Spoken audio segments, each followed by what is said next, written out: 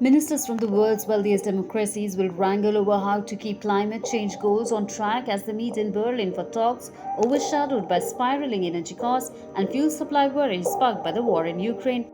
The message to the world is we are behind. We are not where we need to be post-Glasgow.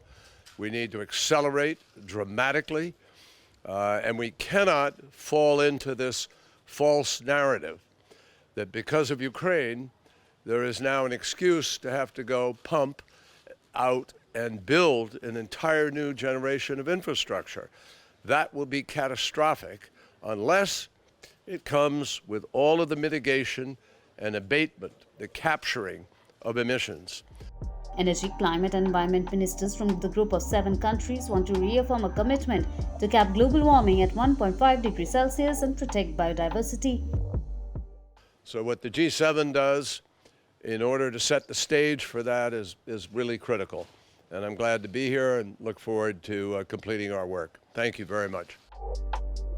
According to a draft communique seen by a media agency, the group will also consider committing to a phase-out of coal-power generation by 2030. The sources suggested that opposition from the United States and Japan could derail such a pledge. We agree here in Berlin that our clean transition remains our priority. This is necessary not only to achieve our climate goals, but also to ensure affordable and secure energy.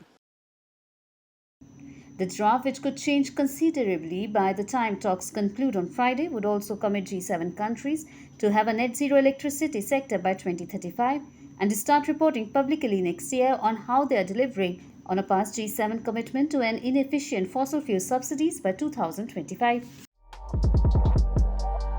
The invasion of Ukraine by Russia has triggered a scramble among some countries to buy more non-Russian fossil fuels and burn coal to cut their reliance on Russian supplies, raising fears that the energy